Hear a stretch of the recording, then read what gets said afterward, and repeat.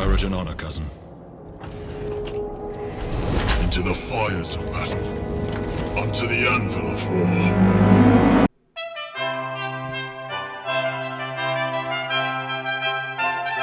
Hello, and welcome to Warhammer 40k's Grim History from Beyond. I'm Zekthar, And I'm Yuxin. and we are the chroniclers of all that was, and all that will be in the 41st millennium.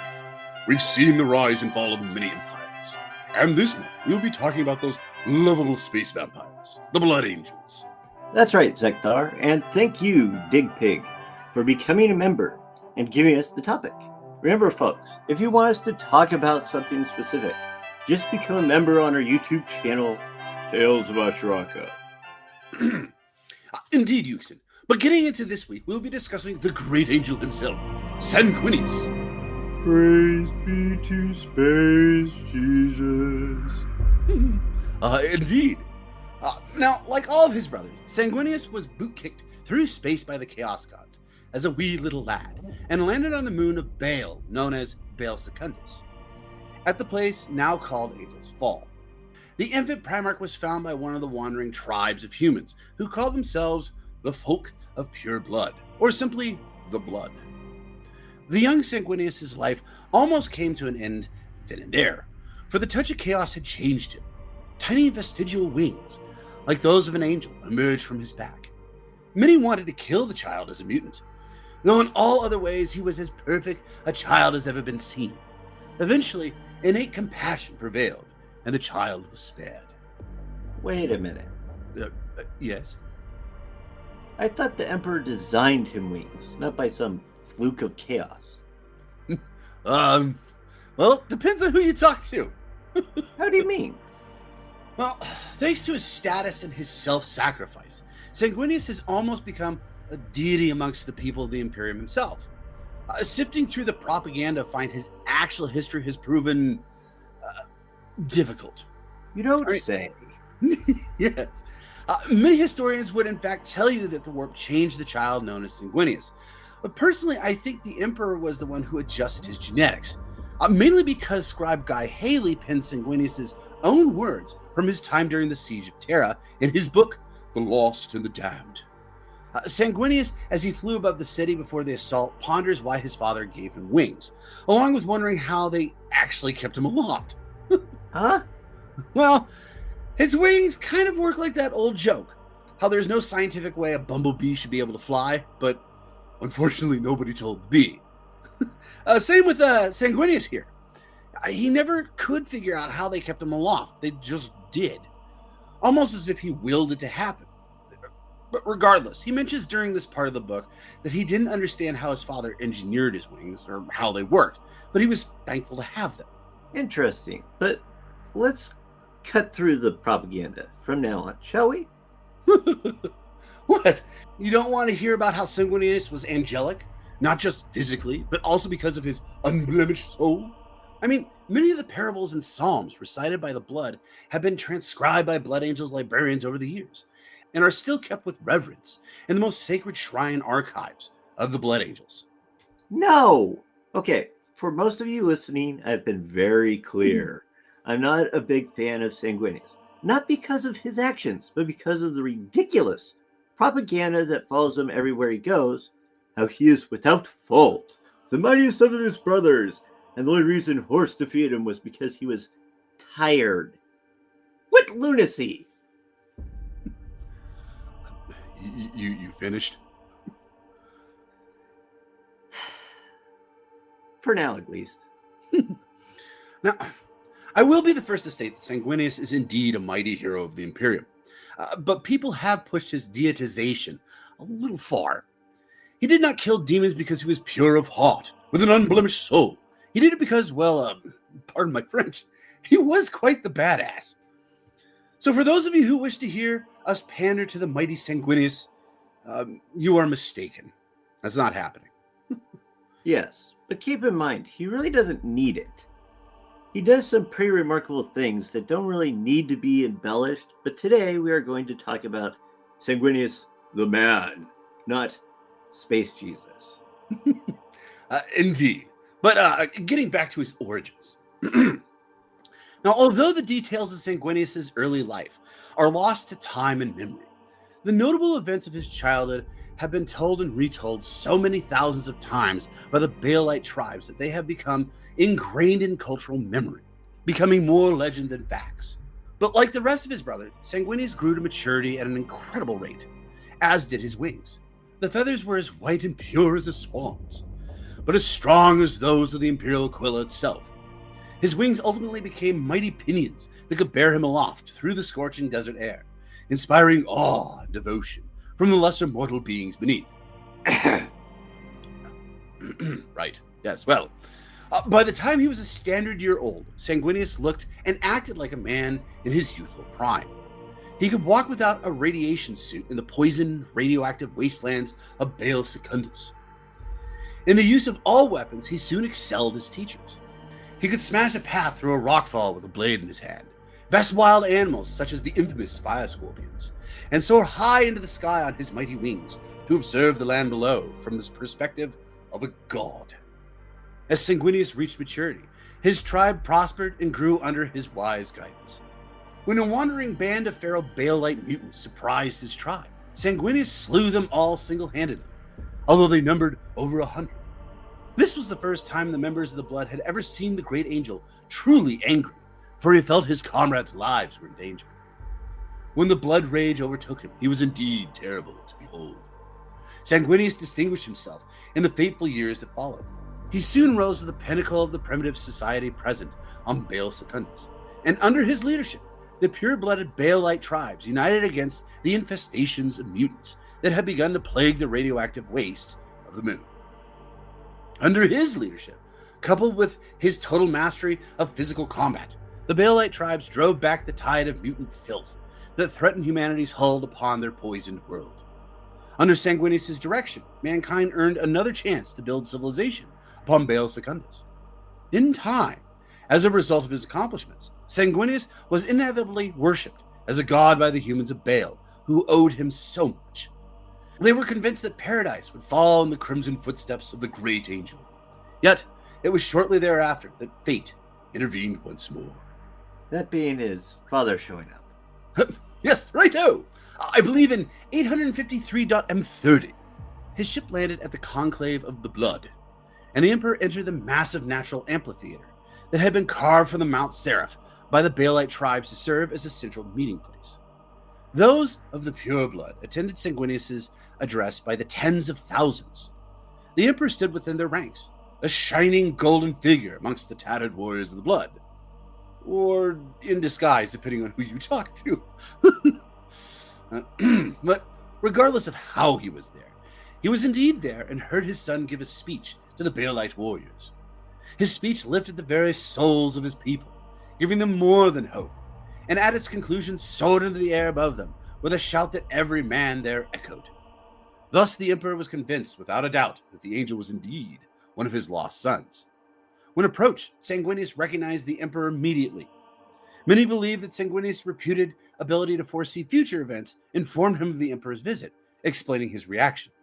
Or it could be because he was a shining golden god amongst a bunch of rabid Baelite warriors. Who's to say?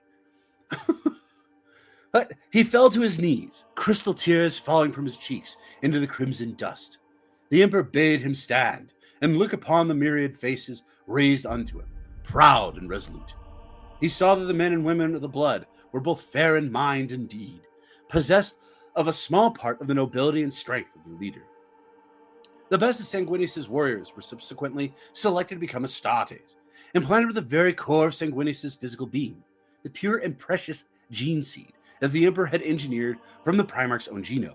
These warriors were raised up into the 9th Legion of the Space Marines, better known as the Blood Angels, and then launched upon the Emperor's great crusade alongside those members of the Legion who had been raised from Terra. Yet, he was not reunited with the Legion right away. It would take him 3 years before he met up with them. Before that, he traveled with Horus and his Luna Wolves to learn the ways of the Imperium. Now, during this time, he grew very close to Abaddon and, ironically, Tarek Torgadon. After his 3 years with the Luna Wolves, he met his then savage Revenant Legion during the pacification of Tegar Penteris, but shocked all assembled by first learning the name of each and every one of his warriors. Giving a speech before his assembled sons, Sanguinius stated that he would swear an oath to his legion instead of vice versa. Sanguinius stated he hoped he could live up to leading his sons and that he would stand with them whatever may come, be it glory or damnation. He declared the Ninth Legion to be scattered and broken no longer, and that they alone would conduct the coming campaign without the aid of the Luna Wolves. Sanguinius' humility roused the assembled warriors, who immediately pledged themselves to their Primarch. Now, during the subsequent war on Tegar Penteris, his first kill was a ferocious Carnodon. Now, before you ask, brother, a Carnodon is a big cat. When I say big cat, I mean quite large. They grow normally to about 20 feet long and weigh upwards of a ton. One might say they are a great cat. I see what you did there. Old joke. Its hide is striped like a Terran tiger, and large tusks protrude from its maw. Carnodons are fierce and deadly predators, and one is easily capable to bring down a human. You don't say. A 20-foot long cat that weighs a ton can easily take down a human? I think it could easily take down a space marine. Jeez. It could take down a human. You don't say. It could just step on one. Sorry. Go ahead. Carnodon is able to resist the cuts of blades or even more advanced weaponry due to its thick hide. Anywho, the pelt of the beast was fashioned into a ceremonial war cloak for the Primarch. The noble angel was highly respected by all of the legions, and by all his brother Primarchs. Even Horus highly valued his brother's advice. During the Emperor's Crusade, Sanguinius and Horus became close. It was said that they were closer than any of the other Primarchs. He provided counsel that Horus listened to during the incident with the Interrex during the War on Murder, shortly after Horus became War Master, and was generally the one with the most sway on Horus, after the Emperor. It was Sanguinius who convinced Horus to accept the name change of the Luna Wolves to the Sons of Horus. Horus even revealed that he believes Sanguinius should have been proclaimed War Master instead of him, and pointed to Sanguinius to be the new War Master when he thought he was dying on Devin. Sanguinius was a beloved figure who was revered by all of the Imperium. Roberto Gilman, the Primarch of the Ultramarines, privately referred to Sanguinius as one of the dauntless few, the four of his brothers that Gilman trusted most. Okay, I remember Rogel Dorn was one, but who are the dauntless few again? It kind of escaped my mind. There was Sanguinius, Rogel Dorn, Ferris Miss, and Lehman Russ. Oh, yeah. Ironically, while he admired the Khan, he didn't find him reliable or trustworthy. Well, we mentioned cool that. with Lehman. Okay.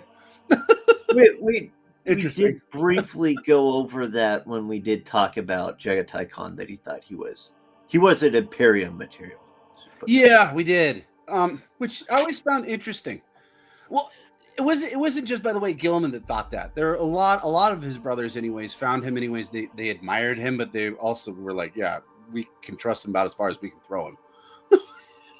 Which is interesting because he remains loyal throughout the whole thing. But yeah. Anyways. But that's beside the point. Gilman claimed that if he was allied with one of the dauntless few, no army could stand against them. Regardless, despite his seemingly peaceful nature, Sanguinius was known for his martial prowess, to the extent that some considered him a match for Horus and Lionel Johnson in combat ability. But he, like many other Primarchs, had a flaw in his gene seed. In his case, it was the Red Thirst. All Space Marines are a dim reflection of the greatness of their individual Primarchs. for they are the inheritors of their gene father's genetic legacy. Unknown to the sons of Baal, there was a hidden flaw in the genetic matrix of the Blood Angels Legion's gene seed. Within Sanguinius' own genotype, there was a trait that lay buried and waited to be awakened. During the Great Crusade, this strange affliction began to manifest, affecting some of the Blood Angel Legionnaires over the course of several solar decades. His story was always the same. A warrior of the Ninth Legion in the throes of battle eventually succumbed to a rage that continued to build and build until his reason was lost. When a Blood Angel battle brother succumbed to this affliction, his humanity would be stripped away until only his feral core remained, and all the blood-crazed Astartes wanted to do was kill and kill, satiating himself with blood and more blood. At the end, at the very worst of it, he lost every last piece of himself until death was a kindness. Fortunately, only a handful of Astartes had been afflicted over the course of 2 Terran centuries of continuous conflict. Most would perish in battle without anyone taking notice of their growing insanity. But if the degeneration became noticeable, then Sanguinius himself, or the Sanguinary Guard's commander, as Kalian, would usually be the one to end the life of the afflicted battle brother. Yet, in the closing days of the Great Crusade, the outbreaks of this affliction began to occur more often. Sanguinius feared that, in time, this affliction would grow to encompass every member of the Ninth Legion. Sanguinius had been aware of the flaw in his genome for several years, keeping the truth from the Emperor and his fellow Primarchs. He could not speak of this to any of the others, or to do so would diminish his legion in the eyes of his brothers and the Imperium.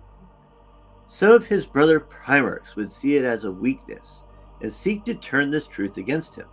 Sanguinius was afraid to confide in his father, the Emperor, for he could not take the risk of being responsible for the erasure of the Blood Angels from Imperial history, much like the 2nd and 11th Legions.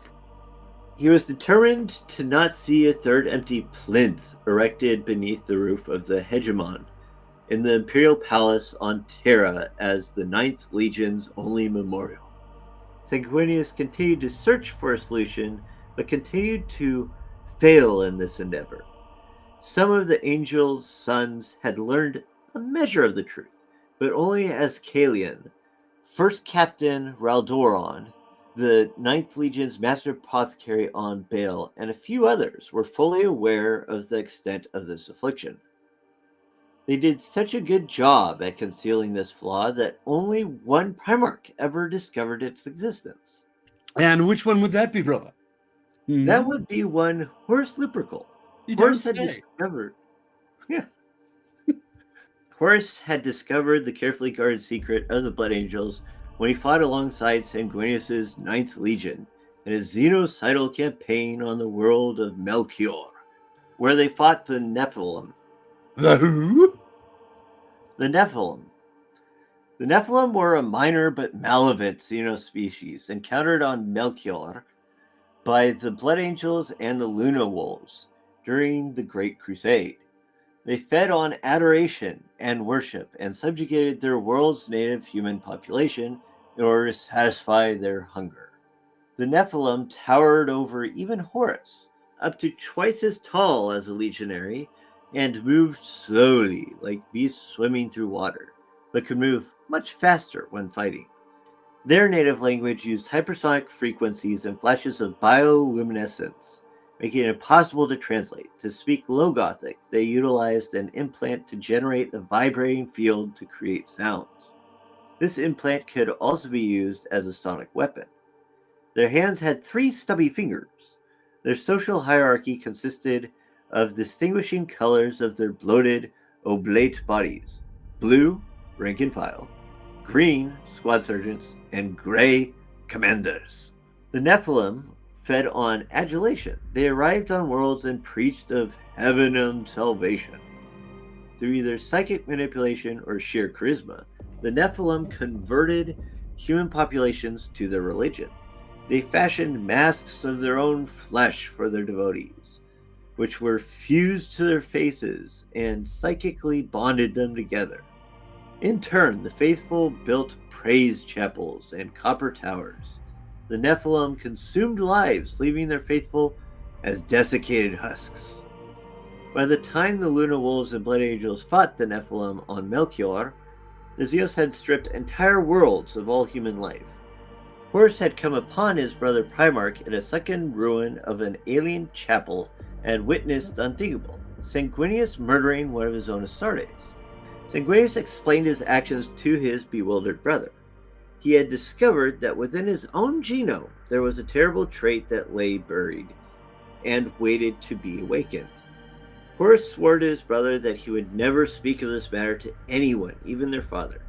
He would keep this promise for as long as Sanguinius wished him to. The angel was touched by his brother's gesture and expressed his gratitude. Horus solemnly vowed to help Sanguinius deal with this matter, however long it took.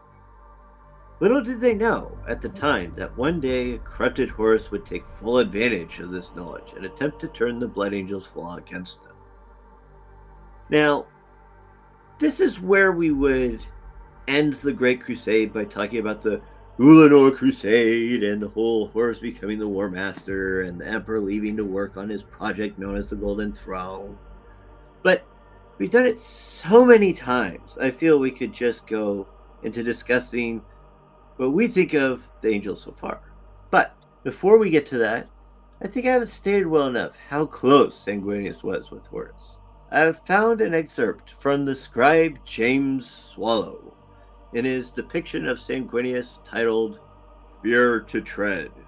I think the excerpt that takes place at the end of the Melchior campaign, where the two brothers are talking to each other, shows just a glimmer of how close they were to each other. Not only that, but it helps us plug in when this all took place, just before the Ulanor campaign. Regardless, here we go, from James Swallow's Fear to Tread. In the aftermath, Sanguinius stood atop a shallow hill of pale rock and watched the sun dropping towards the distant horizon. His wings were pulled close, and the Xenos blood shed upon him as he fought was gone, cleansed from his armor. He nodded to himself. Melchior was safe, the victory secure. Already, his thoughts were moving towards the next battle, the next world in need of illumination. A smile grew on his lips as he sensed his brother's approach, but he did not turn to look at Horus. There is a question that concerns me greatly, said Sanguinius, with false gravity. Oh? The Lord of the Luna Wolves halted at his side. That sounds troubling. Neither of them paid heed to it, but directly below in the shallow canyon beneath the rise, many of the common soldiers, prisoners, even their own legionaries, paused to watch. It was a sight to see a single Primarch in the flesh, to behold a pair of these gene-forged transhumans. At once was something that many of those watching would remember for as long as they lived.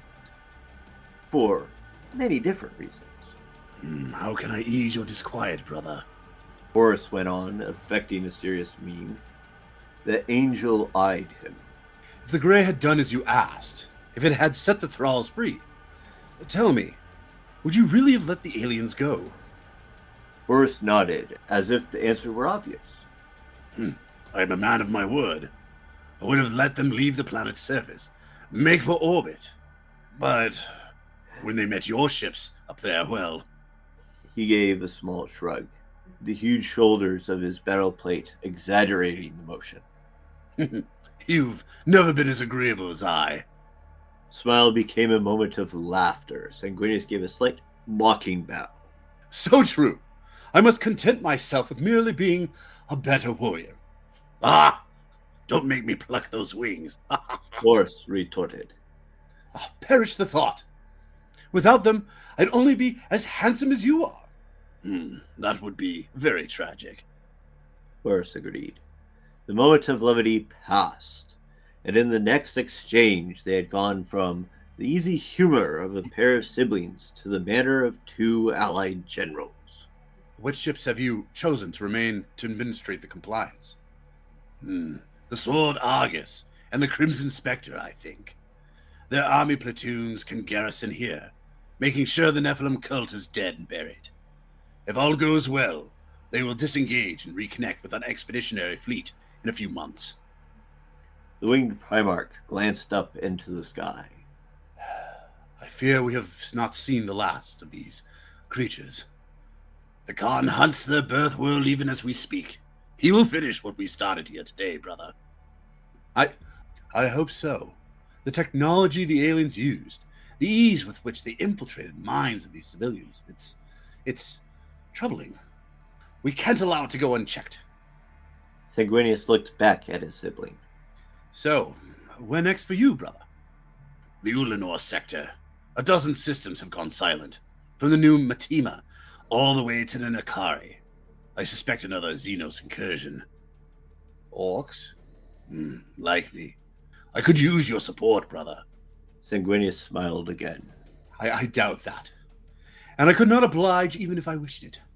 My astropaths have been agitated for days, divining messages from our scouts and the Perseus known. Compliance is sorely needed there, I have been told. Father's great plan. It does not often allow us the chance to cross paths. Noted Horus. His brother thought he sensed a thread of regret beneath the words. How much glory did we share this day? Not enough. Agreed. There had been a moment when the Primarchs had met during the engagement, when a horde of Nephilim grayskins had rushed at them with ear-splitting barrages of noise radiating from the glass spines growing out of their limbs. The brothers stood back to back and weathered every blow, cut down each attacker. The moment had been the fulcrum around which their victory had turned. I confess, I would relish the opportunity to share the battleground with you again.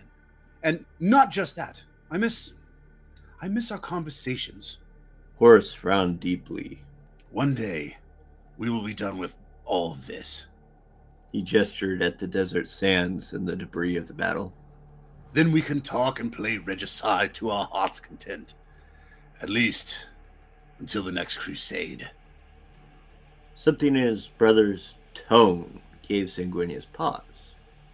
There was a meaning buried in there. A moment that he could sense but not grasp. Something that perhaps even Horus himself was unaware of. An interesting glimpse into this relationship. But to move on with the question I asked. Oh, about how he dealt with his brothers?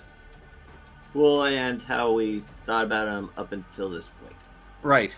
Well, up until this point, I mean, like we mentioned at the very beginning of this, there's a lot of propaganda surrounding Sanguinius. There always has been. He's always been, it's very much like actually Terran 42's like Knights of the Round Table.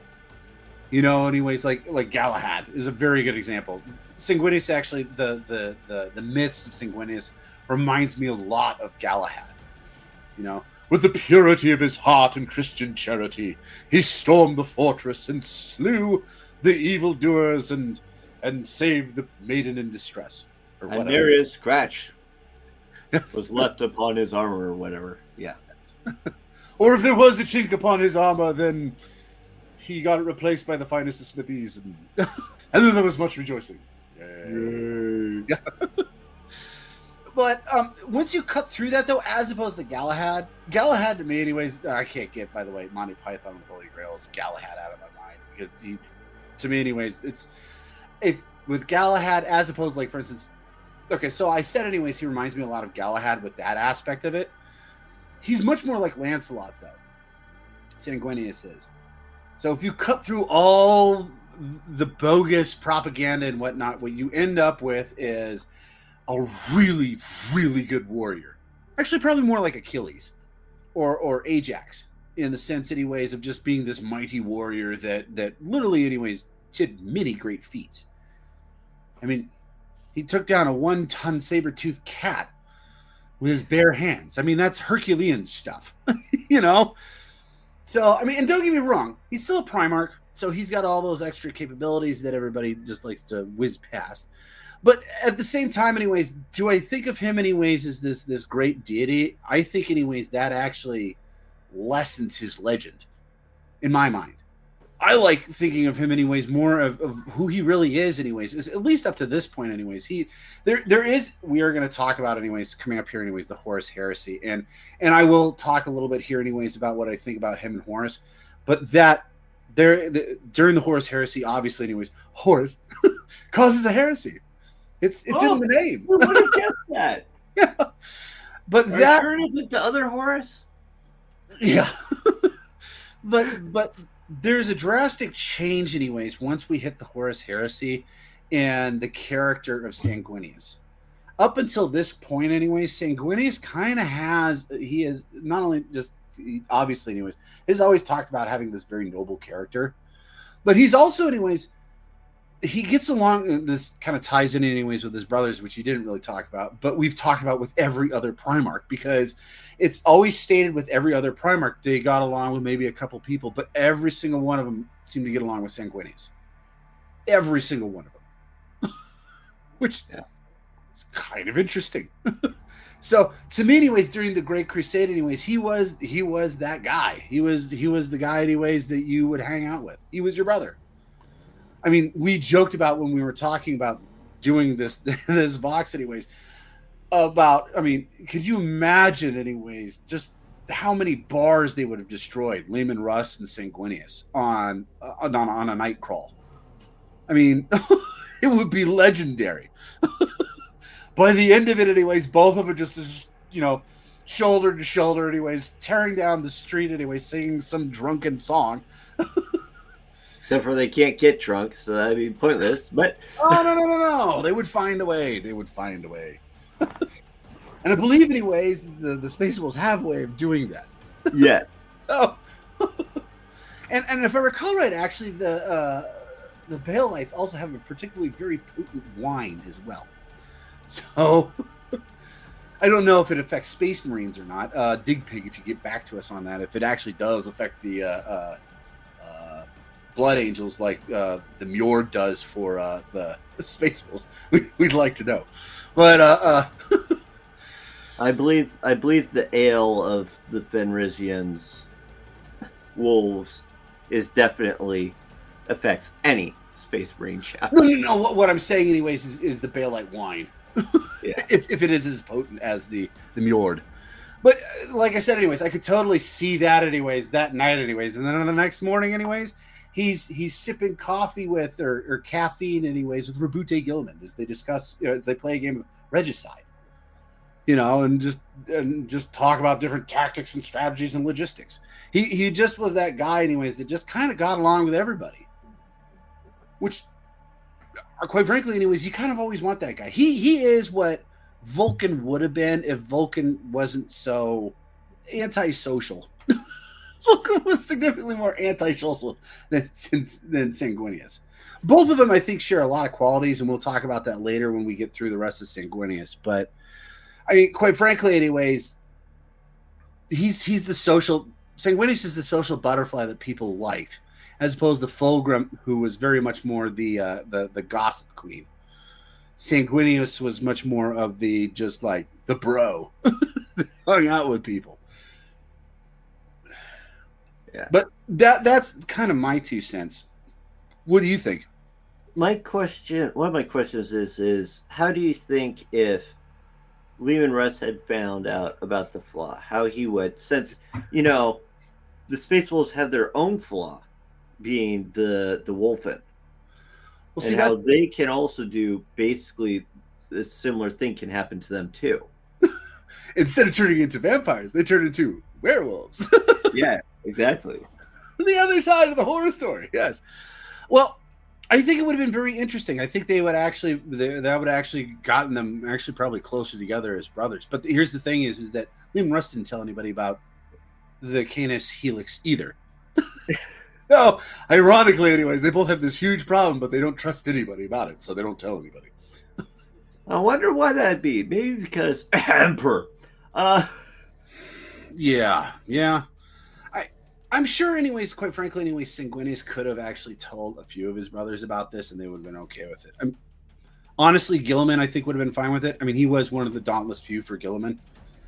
Part of me thinks that Rogel Dorn would have been fine with it, but the other part of me is like, well, Dorn was just straight up like, there's the right way and then there's just the wrong way. And it doesn't matter, anyways, if it's your fault or not.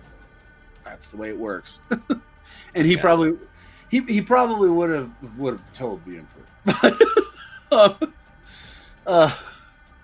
Can you keep a secret? No. Okay, I'm not telling you that. Yeah. But ironically, now, no, I don't. And ironically, quite frankly, I think he'd been fine with the Khan. But then again, nobody trusted the Khan. So I think, anyways, there would have been a few people, and it makes mention when he actually was talking to Horus about this. There were a couple people that he specifically mentioned that I was kind of like, yeah, that would not have been a cool person to find out. One of which was Lorgar, which makes sense, and then the other one, anyways, was Alfarius, which also makes sense. Yeah. So probably Curse wouldn't be a good idea either.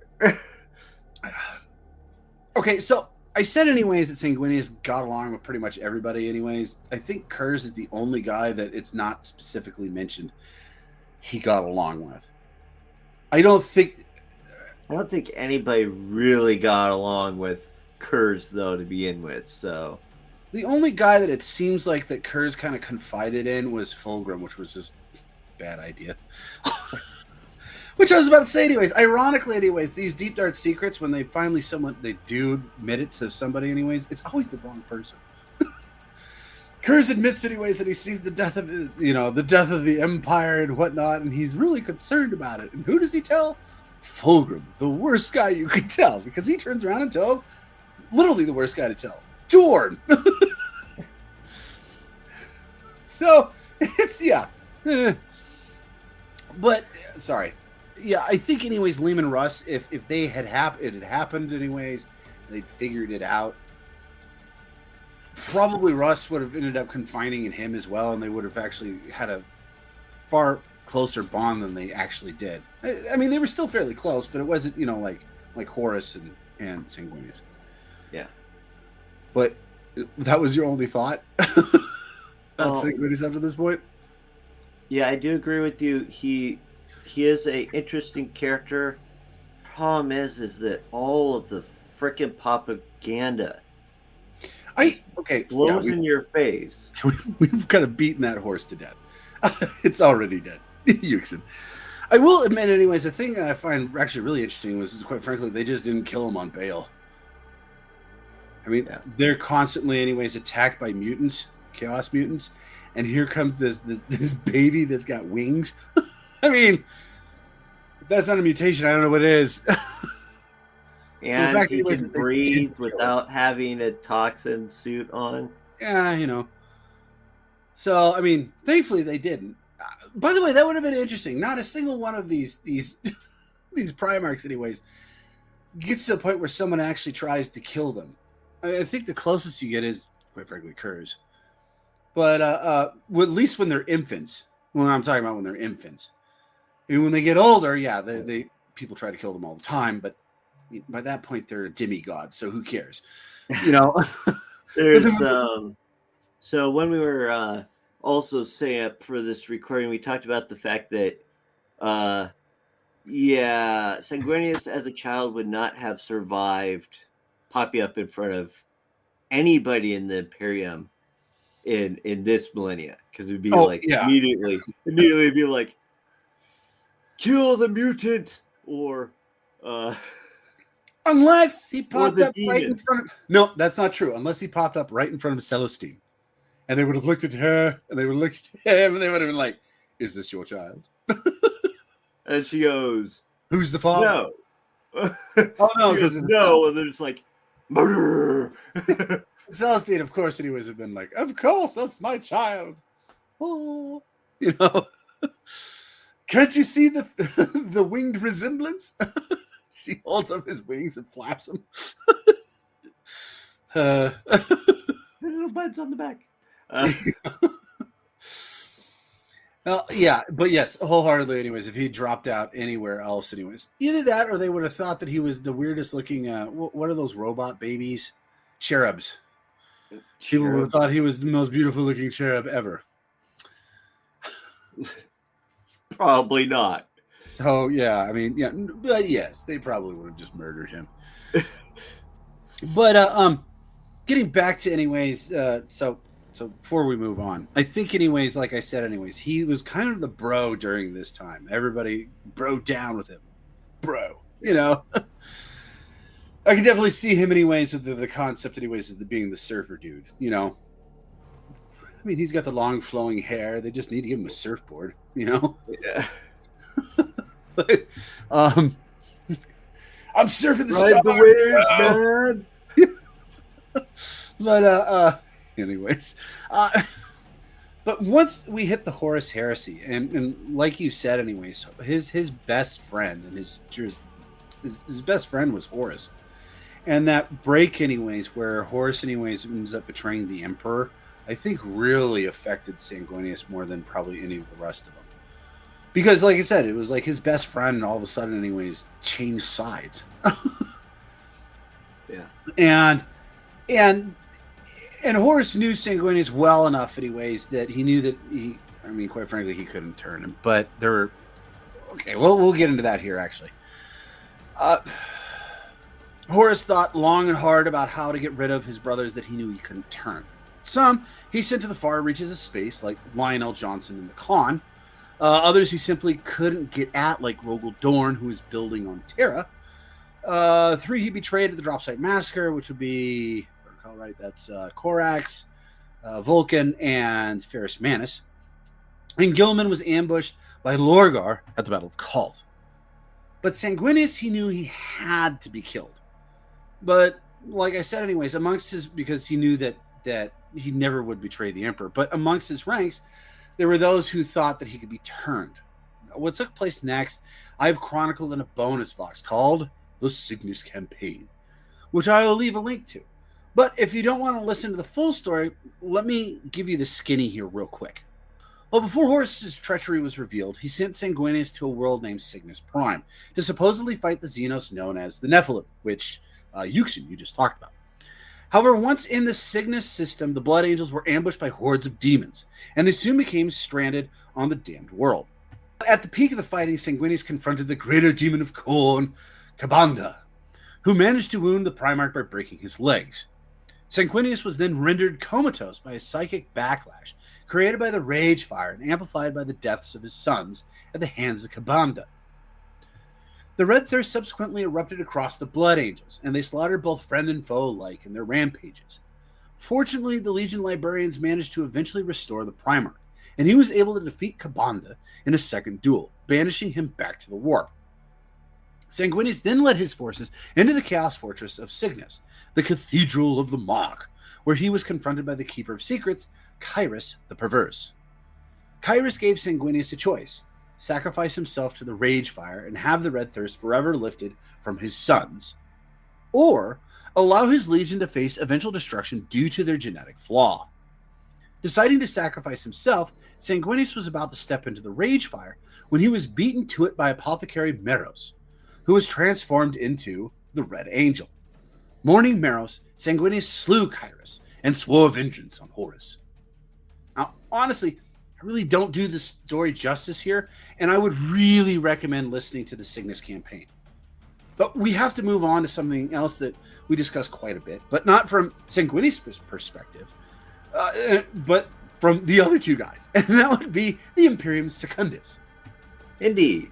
Now, with the Imperium severed in two halves, isolated and ignorant of each other, as a result of the raging tumult of the Ruin Storm, the light of the Astronomicon was no longer visible from Ultramar, and no word of the Emperor had been heard for several Terran years. The Ultramarines Primarch Robute Gilman had declared the foundation of the Imperium Secundus as a means of continuing to fight against the traitors and securing the Emperor's great work. When the Blood Angels arrived at Ultramar, having escaped the Cygnus cluster, Gilman proclaimed Sanguinius as the rightful heir to the Emperor, and the Imperator Regis of Imperium Secundus. Not long before, the Dark Angels had followed the guiding beacon of the Pharaohs and arrived in the 500 worlds. Lionel Johnson was declared the Lord Protector of the New Realm and Supreme Master of all of its military forces, a title equivalent to that of War Master.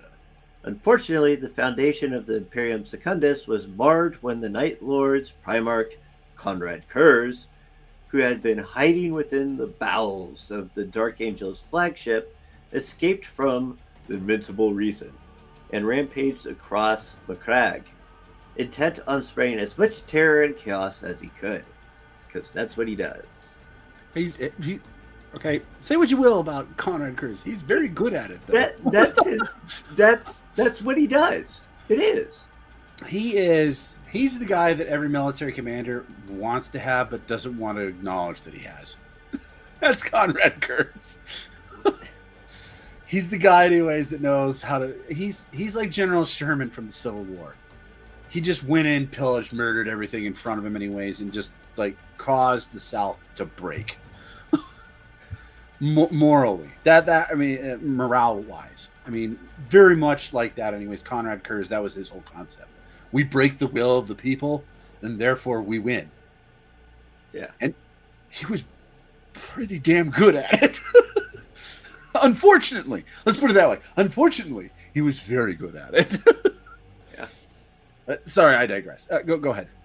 What followed next was a cat and mouse, or should we say weasel game, between the Lion and the Night Haunter until L. Johnson lost his temper. Following the suicidal bombing of Astartes' convoy by these rebels, the Lion used his First Legion to establish martial law in Macragge. Certain that Kurz was hiding within the rebellious Illyrium region of Macragge, the Lion advocated the use of a massive orbital saturation bombardment of the region to ensure Kurz's death. Facing resistance from both the Imperator Regis, Sanguinius, and Guilliman to the civilian loss this would incur, the Lion instead opted to deploy his legion's Dreadwing in order to flush out Kurz and the rebels. During an attack on the city of Almamons, the Lion finally cornered the elusive Night Lords Primarch, and the two of them came to blows. After a brutal confrontation, the Lion eventually emerged victorious and questioned his brother why he had turned away from the Emperor. To which Kurz simply replied, "Why not?" Kurz explained that there was a monster in his head that he could not stop. Though he finally had Kurz at his mercy, the Lion couldn't bring himself to kill his brother, and instead pummeled him into unconsciousness once more. He ripped Kurz's backpack from his battle plate and lifted him above his head, brutally slamming him down across his knee, breaking Kurz's spine and paralyzing him.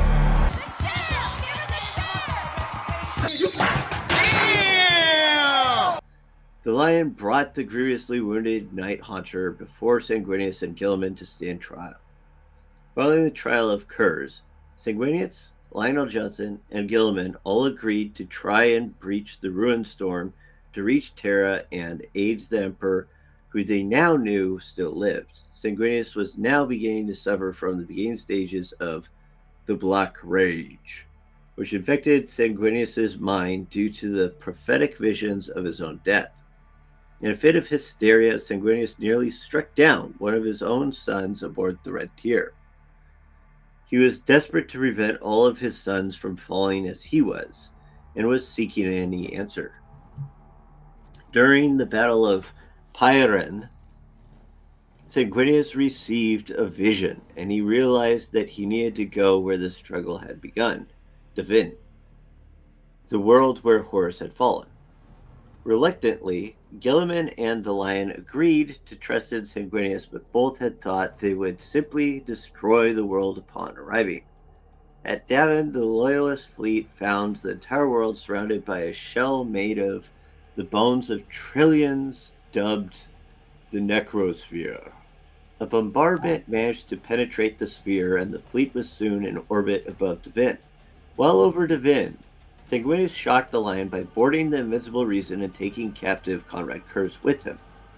Sanguinius hoped to use Curs's prophetic abilities to determine what he was meant to do upon Devin. On Devin, a mass drop pod assault was conducted, but nothing was found and the population was absent. I would assume it'd be all those corpses, but Well, we know what happened to him. How do you think you got the necrosphere? But I digress. I don't know. The four Primarchs eventually traveled to the temple where Horus had been subjected to ritual by Erebus and the Serpent Lodge that had corrupted him.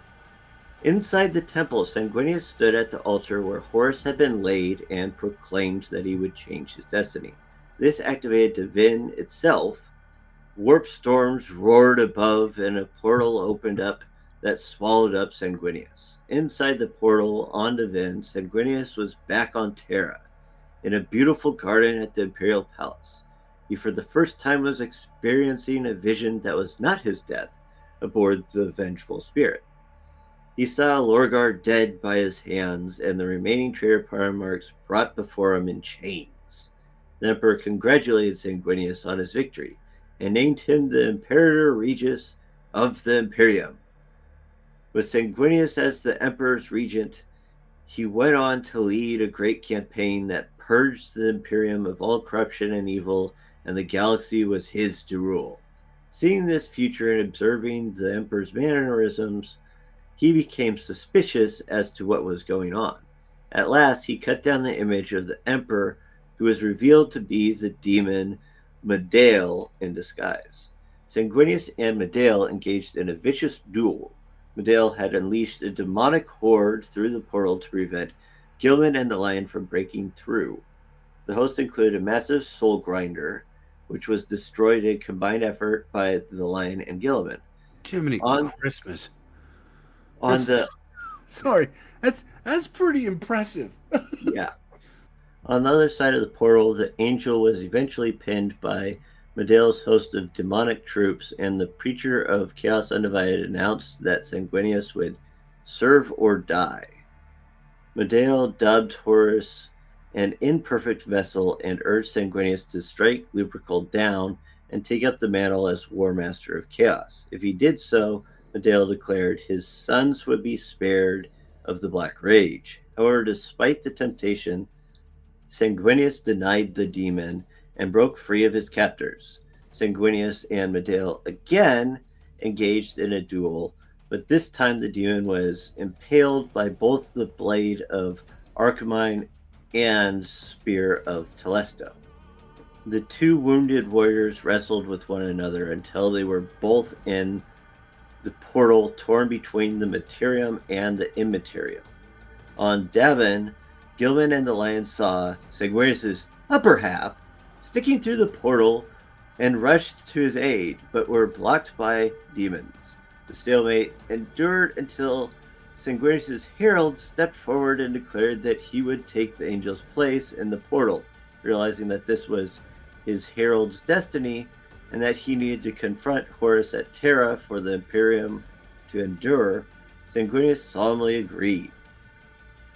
The Sanguinor charged into Medael, and as he tackled the demon back through the portal, he was transformed into a golden angelic fall. The Primarchs and their escorts managed to escape the temple just as it collapsed. In the place where Devin once was, a breach in the ruined storm was visible. The path led to Terra, but upon further study, it became apparent that somehow Horus had foreseen this route, and a large blockade was erected to block them. Gilman and the Lion agreed to distract the blockade while Sanguinius and the Blood Angels made directly for Terra, for that was their destiny. The delaying action of Gilman and the Lion allowed Sanguinius and the Blood Angels to reach Terra. Well, folks, we've come to the end. For those of you who know about the Siege of Terra, it's bittersweet. Thanks to what my brother just mentioned, the Blood Angels and their Primarch were able to make it to Terra before its siege, joining Rogel Dorn and his Imperial Fists, Jagatai Khan and his White Scars, and to a lesser extent, Vulcan and the three dudes that came with him. The fighting was both vicious and deadly, and while Sanguinius is known for his many great deeds throughout the Great Crusade, some of which my brother spoke of, They all fall short of the greatness he earned at the Siege of Terra. In fact, Sanguinius is immortalized in the magnificent stained glass windows of the Sanctus Praetoria Imperator, as fighting high above the raging battle, facing demons so powerful that they could unhinge the minds of great heroes with but a word. Sanguinius single-handedly held the crenellations from the tides of the demonic filth attempting to wash into the holy chambers of the Emperor's abode. Many accounts of the time praise the Blood Angels' valor and unceasing efforts in their defense of the palace complex's Eternity Wall spaceport. Although hundreds of Blood Angels died, they stemmed a sea of foulness, the like of which had never been seen before. Many speak of the bright light bathing Sanguinius' sons, as the Primarch slew his foes in the skies above with his mighty blade of fire. And yet, it was upon Horus's battle barge in orbit that Sanguinius was to fulfill his greatest duty. Now, during the Battle of Terra, the vile bloodthirster Cabondo once again confronted Sanguinius, this time atop the Eternity Gate, before the entranceway to the inner palace and the Emperor's throne room. The greater demon struck Sanguinius, casting the angel upon the broken stone. Preparing to strike a killing blow, the Blood Angel's Primarch called upon his last reserves of strength and power. With a massive effort, he leapt upon the bloodthirster, seizing it above its wrist and ankle, and rose high into the air, smashing the demon's form across his knee and breaking the creature's back with a powerful crack. He then swung the body of Kabanda around and hurled the broken behemoth into the midst of the demon host, slamming the Eternity Gate shut against the ravening hordes and preventing the fall of the palace. What came next for him was something far worse. His brother Angron, now just a rage-filled shell of his former self, blessed with the gifts of his new god Korn. The two dueled in the sky until Angron impaled the great angel with his sword. However, Sanguinius used the opportunity to rip out Angron's butcher's nails, causing the demon Primarch's head to explode. With Angron banished into the warp, the World Eaters lost whatever sanity they had and began to cut down their own allies. This broke the traitor advance just short of the Eternity Gate, which managed to finally seal shut as the surviving loyalists fled inside. Yet, in the War Master Horus's moment of victory, he became complacent, watching the battle from the bridge of the bloated Leviathan that was his flagship, the Vengeful Spirit. He wanted to experience the Emperor's defeat firsthand, to force him to his knees before he fed on the master of mankind's soul. It was then that he received word that his gamble had failed. Determined to take Terra before the Loyalist legions could return to the throne world, the Ultramarines, Dark Angels, and Space Wolves were only hours away from translating into the Sol system. Their arrival would bring the traitors' momentum to a halt, if not throw them back from the throne world altogether. But there remained a final option. The War Master could invite the Emperor to come to him. Horus relaxed the psychic defenses of the void shields he had maintained around his ship. Having long planned for exactly this moment due to his prophetic vision, the Emperor teleported aboard the hellish craft. Sanguinius and Rogaldorn and a contingent from the Imperial Fists, the Blood Angels, and the Legio Custodes close behind him. Like his father, Sanguinius was gifted with the power of clairvoyant vision, and had long been able to foresee what lay ahead. Now, we will get back to this here in a minute, but just know he knew full well he was going to his doom when he confronted the War Master, and yet he went without hesitation. Whether this act was prompted by fatalism or loyalty to the Emperor is a point debated by many Imperial theologians, lacking in faith. However, there is no doubt in the minds of the Blood Angels. They maintain that the angel walked into the lion's den out of duty, knowing full well what the outcome would be. Battle raged throughout the demon-infested warship, and Sanguinius became separated from the Emperor and his other comrades. Now isolated, legend tells that he was brought through artifice before the treacherous Horus. What really happened was the War Master was still preparing to face his father, and deliberately let Sanguinius reach him within the heavily mutated Lupercal's court, planning to turn Sanguinius to chaos so that they may confront his father together. Horus was genuinely disappointed when Sanguinius refused his offer to join him in Ascendancy. Instead, the already heavily injured Sanguinius attacked Horus with all of his might, displaying ferocious combat ability.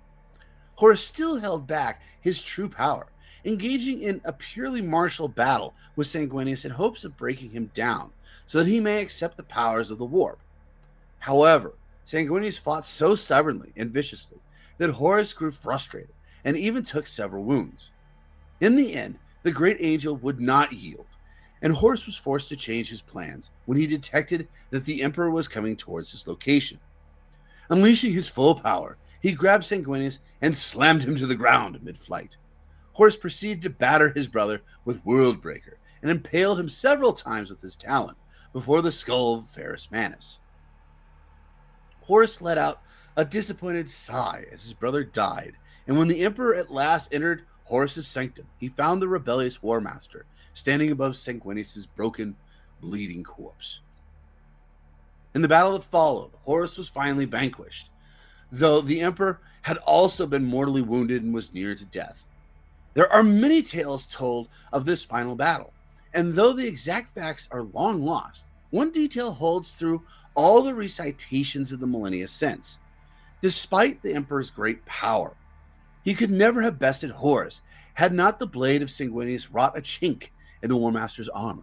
And because of this, the Blood Angels claim their Gene Father to be the greatest of all Primarchs. Right. Regardless, the pain inflicted upon the Primarch during this battle with Horus was so total that every one of his sons carries the echo imprinted deep within their soul and their genomes to this day. The psychic echo of Sanguinius' sacrifice can still be heard by the Blood Angels down through the millennium, causing a madness and a fury to come upon them as they see dark visions of their Primarch's final hours. And so it was that the Blood Angels came to bear their blood curses of the Black Rage and the Red Thirst, and they bear it still to this very day. Now, before we go, I figured we could dig past the myth and talk about the man himself. What say you, brother? Sure, but do you really think that the only reason the Emperor won was because of the whole armor bit? No.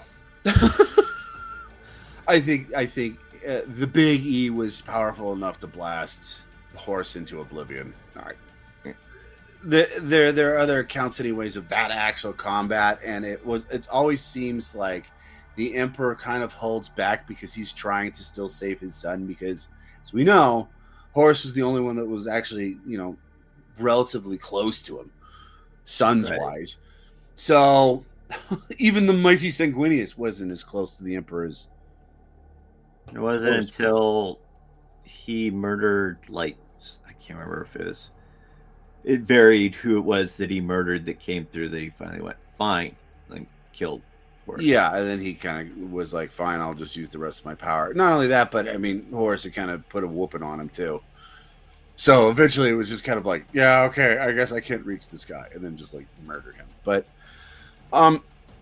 then again, anyways, here's the other thing, though, is that the chink in his armor, there is... like I said, I think the Emperor still could have beat him, but could there have actually been anyways? Could he actually have broken through part of Horus's armor and it helped? I could see that too. Maybe. Yeah. Because here's the thing. We were kind of discussing this as we were going over the script, but if, just like I was saying anyways, is that if he's just going towards his death because it's there and he's like, it's inevitable, that's kind of fatalistic and it's idiotic, quite frankly. If there's an aspect, like you said last night, Yuxin, where you were like, yeah, but if it's the concept that if he doesn't do it, then the Imperium will die, then that's duty bound, and that's something worth praising. So it depends really on how you look at it. Most people obviously look at it as like, well, it was his duty, and he went for it with great humility and whatnot. But it really depends on if you like Sanguinius or not. To me. If you look at it this way, truly, if he had not gone, Horus would have been able to set everything up. What do you mean? Because he wasn't delayed by Sanguinius. Set everything up? What do you mean by set everything up? Well, finish the last steps that he was going to do, or have it adjusted for when he was going to fight against the Emperor. because you no longer have somebody that was fighting him for who knows how long. So, taking it from that aspect, it was kind of, if They he never really wasn't, mentioned, anyways, what he was preparing for the Emperor. Was it just, I haven't finished my lunch yet? Kind of thing? And I want to eat first before I go into battle? Or was it, like, I'm going to turn on these dampeners here, anyways, so when he shows up, he'll be half as powerful? I haven't heard anything, anyways, on what that specifically was. yeah. So if it was something as, like I said, as silly, it probably wasn't. But it's something as silly as, I would like to finish my lunch, before I have to do battle with the Emperor. No, it didn't matter. Yeah. But if it was something very much like, this will dampen the powers of the Emperor, which wouldn't that also dampen his powers, though? I mean, they're all channeled through the warp, so the thing that it makes it sound like, anyways, what it really, anyways, Sanguinius was there for was to put that chink in that armor so the Emperor could kill Horus. That's the way that I've always read it. But like I said, to me, anyways, I think quite frankly, anyways, is that part of me also thinks that there was kind of a fatalistic aspect to it. I mean, if you keep seeing your death over and over and over and over and over again, kind of thing, it's just kind of like, okay, fine then, have at thee. And the other person who sees the future also says, you're going to die constantly too. Well, that's the tricky part also, anyways, about prophecies, is that it... Yeah. Because that was the other thing too, is that when we talk about, like, for instance, Lorgar, he saw a bunch of different prophetic stuff, anyways, that a bunch of demons showed him, and a lot of it, anyways, actually took place. Yeah. A lot of it didn't too. So, I mean, it's like, how far do you trust that thing? How far do you trust your clairvoyance? Well, especially because, I mean, that was the other thing too, is that, like, Kurz, the other guy that was slightly prophetic anyway, saw everybody die. Well, it didn't actually happen. So not everybody, but pretty much everybody. He saw all of his brothers die. He's seen all of their deaths, and he thought it all took place during this Horus heresy. So it didn't work out that way. Sanguinius, on the other hand, anyway, and it's never really recorded, anyways, into great detail what Kurz saw. We just know, anyways, he saw all of his brothers' deaths. And who knows? Maybe, anyways, he saw something different than what Sanguinius saw. That would have been kind of interesting. No, you die in a cornfield, dude. An asteroid hits you. How do you not see that? Because, I mean, this prophetic stuff, I mean, I don't think that's really genetic. I think that a lot of that has to do with, the aspects of working through the warp, which, as you know, anyways, is a tricky business. Which, because the person, even the was it one of the main assistants to Zench? Oh, the Fate Weaver? Sure, you can see the past, but not the present. It's like, well, yeah, that itself is weird and screwy, and things change even when he's supposedly able to see the future. You can see the future, you can see the past, you can't see the present. It's a really bizarre thing. But yeah. Well, and quite frankly, like I said, I think it is slightly fatalistic, but it's also, anyways, it's the aspect of everything that anyways, is telling you you're going to die, but you still, anyways, go towards it, because the way he also described when he talked to the Emperor was he wanted to see if he could change his fate. And to me, anyways, part of that, anyways, is, like I said, anyways, it's kind of like, well, that is a little fatalistic, but at the same time, if it's like, okay, I'm going to meet my death and laugh in its face, and I'm going to see if I can actually change that.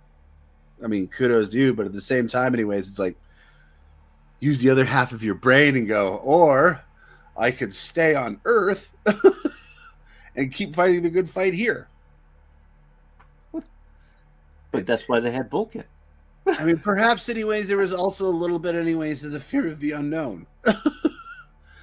I know this is how I'm going to die, as opposed to, who knows how I'm going to die. I could get stabbed by 15 different demons. That's going to suck. Yeah, or who knows what would happen if I don't go. Yeah, I mean, the fear of the unknowing, anyways, might have also been part of that. And like you said, anyways, the fear of, okay, so if I don't go, anyways, what's going to happen? Will humanity be able to succeed? I don't know, because I didn't see it. Yeah. Which is, like I said, a problem with prophecy, because a lot of people, anyways, they focus so hard, anyways, on those exact moments, and then instead of looking at a bigger or broader picture. Right. And the other thing, though, is that because they do that, a lot of times, anyways, they actually make the prophecy fulfilled because of it.